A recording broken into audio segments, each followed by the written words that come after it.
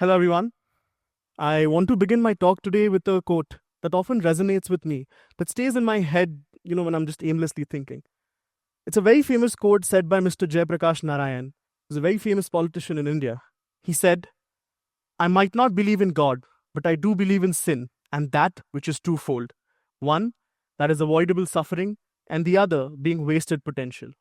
Avoidable suffering. Think about the millions of students who could have very well changed India, but could not because they couldn't go to school. And wasted potential.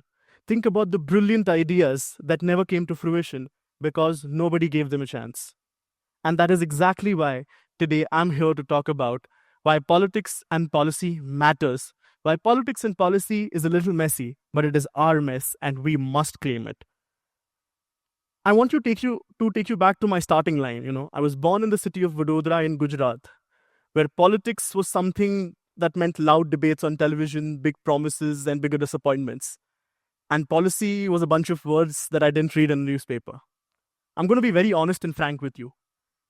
I was more into memes and movies than I was into manifestos. I never really paid attention to those things. But something happened, something that started as an initiative in my college. I started working towards a mental health initiative for the betterment of lives of few of my friends. What started as a way to help them turned into a university-wide initiative. And that led me to think, that got me curious. Why do these things stay broken? Who decides this? And how do we fix this? What started as a journey as a skeptic pulled me in as a student, and now as someone who firmly believes that we can fix it. So here I was, a fresh management graduate, a 20-year-old with a management degree and a background in finance. And I graduated in the COVID era, one of the worst times of recent human history. It was a time where humanity was facing its worst, but at the same time, it was also performing at its best. Everybody was trying to help each other. And similarly, I tried to do what I could do best. We got together a bunch of friends and we started an NGO that wanted to do the basicest of things, that is, help people with food. Because a lot of the COVID patients at that time, including senior citizens, could not move out and they could not get to food. What started as an initiative to ensure that they had delivery of fresh food at their places has now turned into a citywide initiative where we continue serving food to needy people at the cost of 5 rupees. And we've served over 2 lakh meals today. Now, what this goes to show is what started as a small thing, what started as a small feeling to help people, has now blossomed into something beautiful that is continually help people. We need to understand that policy is not abstract. It's survival. It's the basicest of things that you and me go through every day. My dear friends, I don't know how many of you realize this, but today, India is 66% young. What that means is 66% of our population is below the age of 35. And this is not just a statistic, it's a power. It's a power that has been recognized on the global front. We are the youngest major country on the world. And this is something that every person is taking note of. You see, our might is not only economic, our might is our global markets, our might is our growth, our defense industries. And that is exactly why that's translating into global leadership today. But as young people, we often think, what can we do? I'm just a young student. How can I face up to the internal challenges and the external challenges that are there? Foreign policy is something we read in our civics textbooks. It's not something that we practice every day. Internally, we see a lot of divides in our nation, but that's something that we watch on televisions. It's not something that we resolve every day. But to get involved with things, you need to have a starting line. And the way I like to see it, as we're all students here today, our starting line often is our educational institutions. So to understand this space a little bit better, I would like to take you to the starting line of us all, that is educational institutions. It's very fortunate that now in India there are educational institutions that are focused on training young people in the spaces of governance, in the spaces of leadership, in the spaces of foreign policy, and to make them young leaders, that can make or break this nation. There are institutes like the Indian Institute of Democratic Leadership in Mumbai, the Institute of Leadership and Governance in Gujarat, the Kautilya University in Bangalore, the Rishihud University in Haryana. These spaces are not just spaces for people to enroll themselves and earn another degree. They are something, there are places which can make the leaders of tomorrow. These are places which will help you understand why it is necessary for you to get involved today. Because we are not just a section of demographic for our nation. We are not just, potential budding voters. We are the pulse of this nation.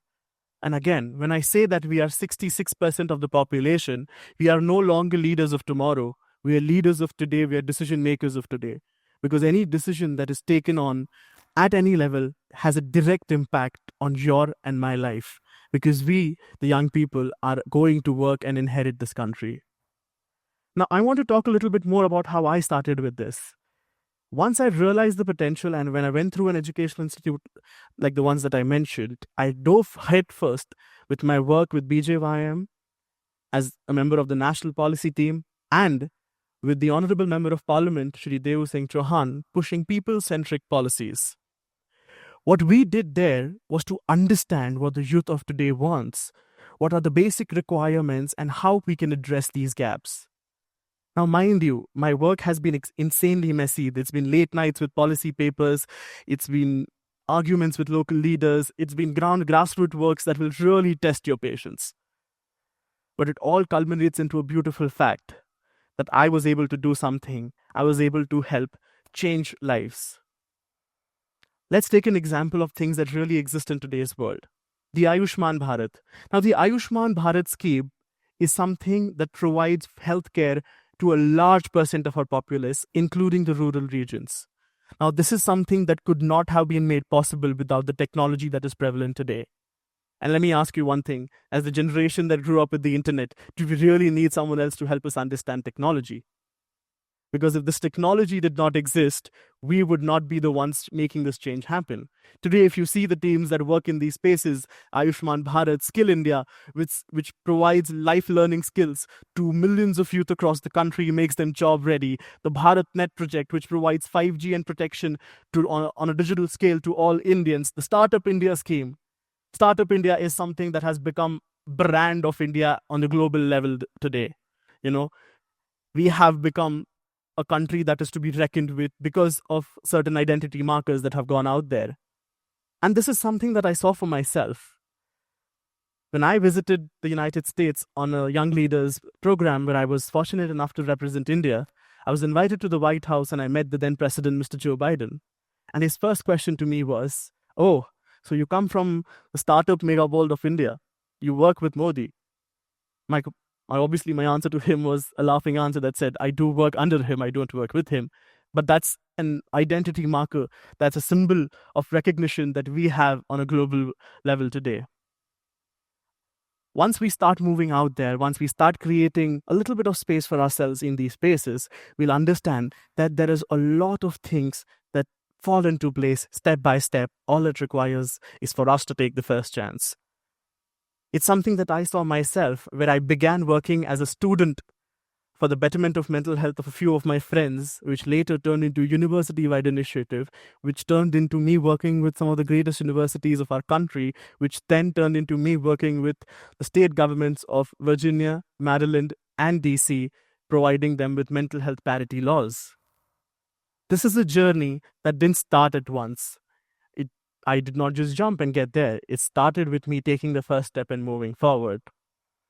Now, policy may not be your ball game. Maybe you're interested in the nitty-gritty and the heart of politics, the core debates, the going out to voters and asking for their votes, the thrill and the rush of an election.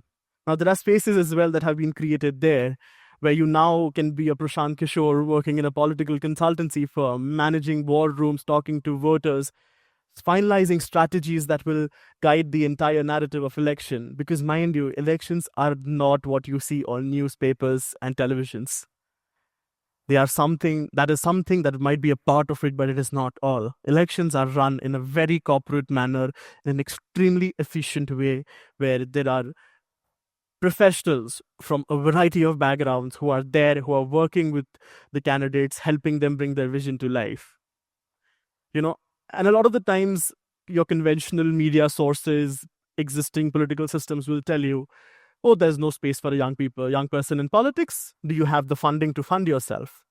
Do you have patronage? Are you from a political family? Well, to my answer to all of them is, I am not from a political family. I don't have patronage, but I've still made it so far, and God willing, I will go ahead as well. Because there are now spaces and opportunities in the political space as well that want you to come forward and take advantage of them. There are fellowships like the Lamb Fellowship, which allows you to work with a member of parliament, understanding the intricacies of the Indian parliament. There is the Mukherjee Fellowship, which allows you to work with the members of parliaments, not only in the parliament, but on the ground in their constituencies. So you understand what it takes to run a constituency, how to solve people's problem, how to talk to them. There's the Indira Fellowship, which specifically focuses on getting young women in politics, creating spaces for them. Now, when I talk about all this, it is something that I have lived as well. I was a political consultant working in the elections of Punjab and Assam, where I advised candidates, I gave them my inputs, and I saw some of them turning into real life. But I'm very fortunate that I've been on the other side of the coin as well, where I was somebody who was campaigning, and I had consultants with me who were giving me their expertise and ensuring that my vision came to life. Friends, what we need to understand here, why I'm here talking about all of this, is that our country, India, is an emerging superpower. And it is something that no matter what you read in the newspapers, no matter what you read or watch on the televisions, you will always understand that it's a force to be reckoned with in the world today. But what it needs is young people, because we can no longer sit on the sidelines and hope that, we will live in a developed India. It's something that we need to give our whole and soul to, because what ties our country together, what ties all of us together is our identity. The cultural ethos of Bharat, or our identity as a Bharatiya, is something that is very important.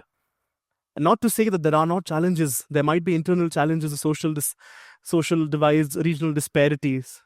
And there are obviously external challenges where some of our neighboring countries want to, surround us.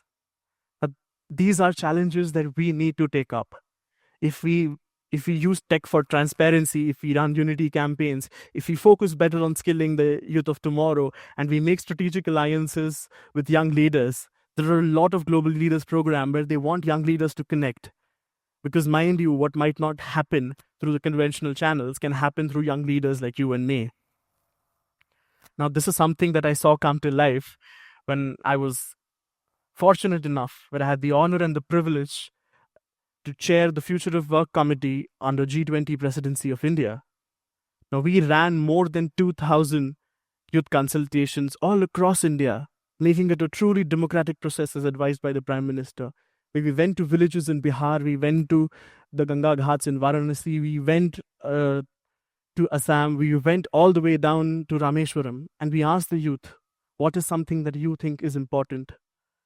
And to be very frank and honest with you, one of the best suggestions came from a rural town in Bihar, where we did an event sitting under a tree, where a young person said, there's a lot of funding that companies often give out in terms of CSR. Why can't they join themselves up with educational institutions and turn that into real life skilling programs?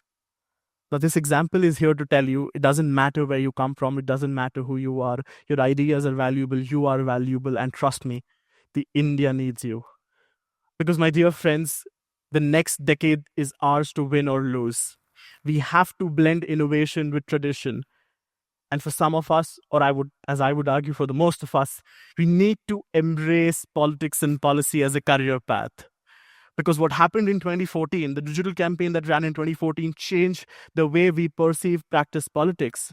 What happened with Niti Aayog, where Niti Aayog is working with young consultants and young developers from across India, working on geospatial technology to economic hardships to reports. It's something that is changing the way we perceive policy and economics altogether. The Skill India campaign, as I keep repeating it, is extremely important in ensuring that we have a skilled workforce. And if nothing else works, at least in your own communities, pick up the challenge to better your own communities, your own societies, your own families. Once you start from there, you'll see that the way forward is not that hard. So I'd like to return to J.P. Narayanan quote. We can't fix every pain, but we can definitely fight the avoidable ones.